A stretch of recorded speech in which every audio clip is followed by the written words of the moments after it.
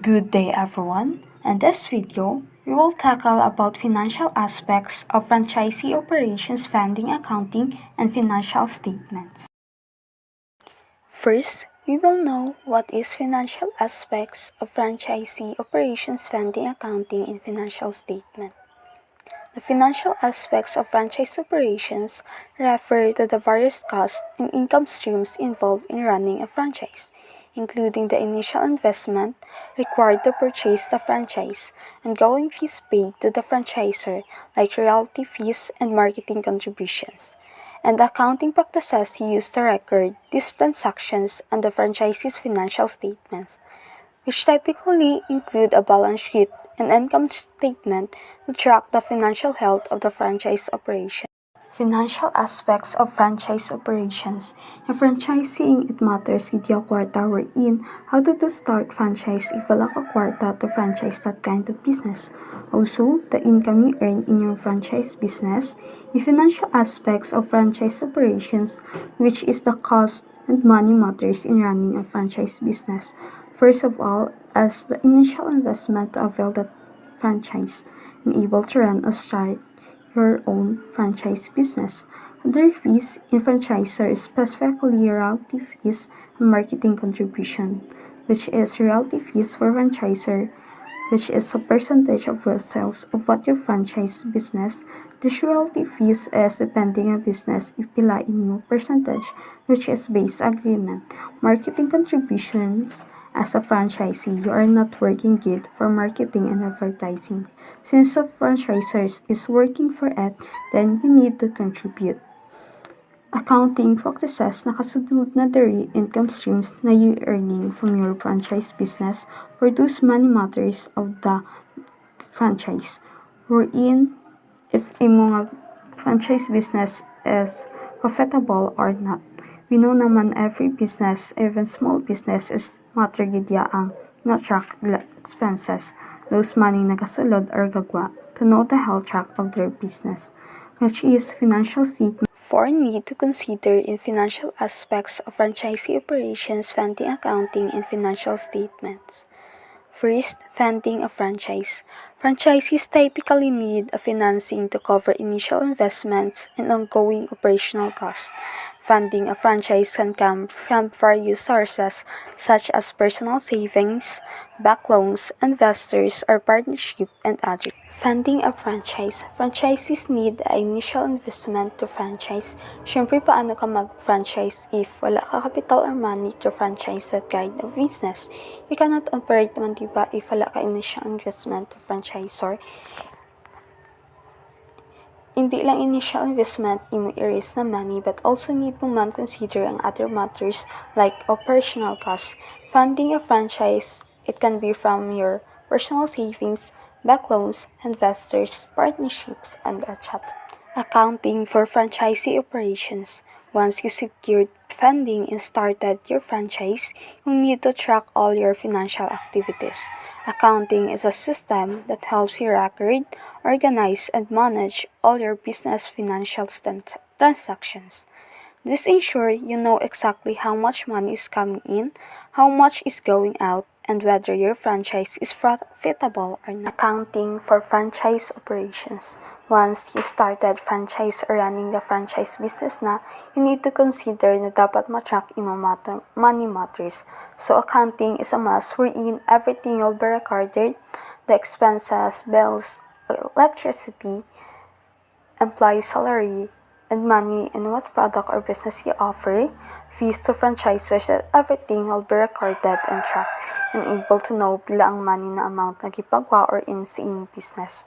Nowadays, Excel ginagamit for recording money matters since accounting is there as a recorded, organize, and manage money matters about your business.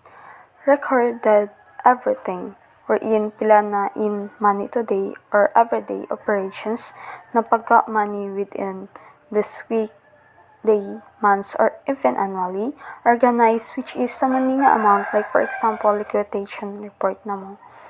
Sa electricity money nga amount, employee salary, and production costs. Then, in managing money matters, at least you have a copy or hawid about the money of your business na gimpagwa or sulod sa money. You can track or know na imo sa imo nga franchise business is running profitable bala or not, nor losses. Number 3, financial statements. Financial statements are essential reports that provide a snapshot of the financial health of your franchise. So, the purpose of financial statement is proof or evidence ng kwarta sang company nga ginakapot mo is gakadto man sa company expenses. Ang purpose pag itinra is financial statement is formal record of the financial activities and positions ka business kag tawo na nagamit kag nag-use ang company money.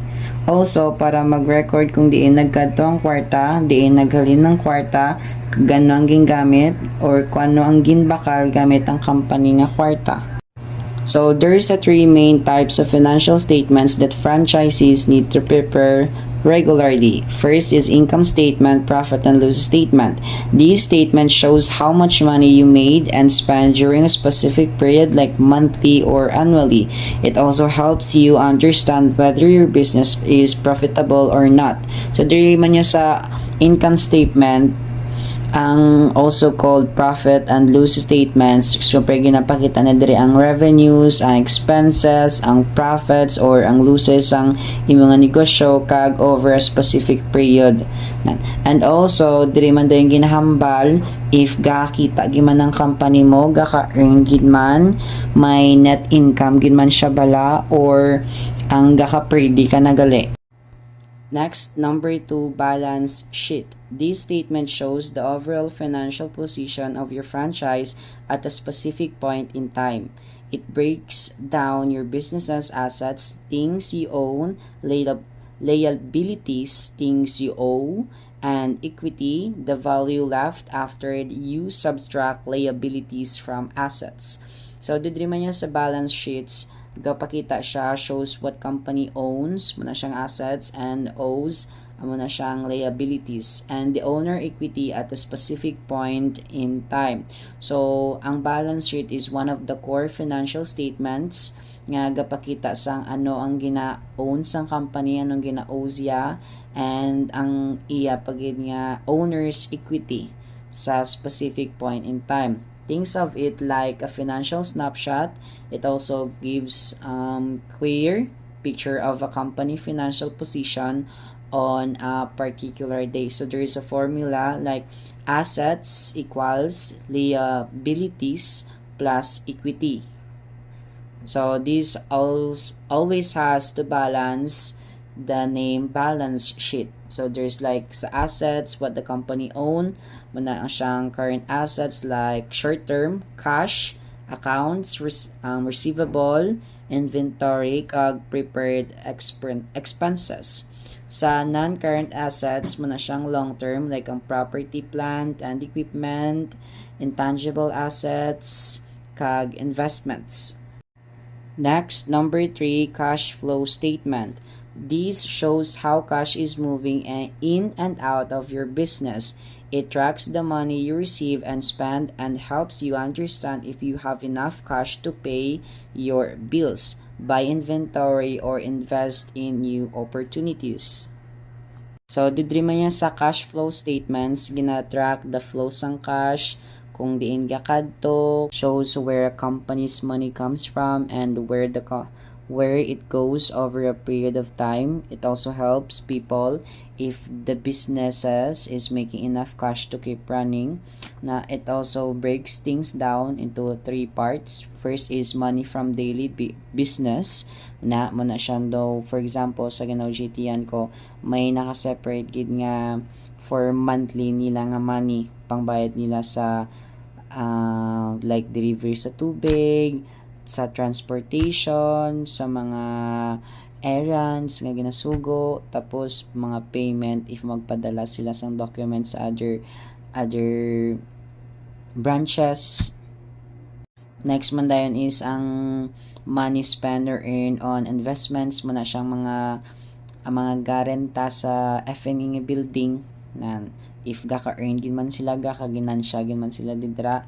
Tapos next is ang money from loans or investors mo naman dayon nga gina-receive nila, naka-separate na siya.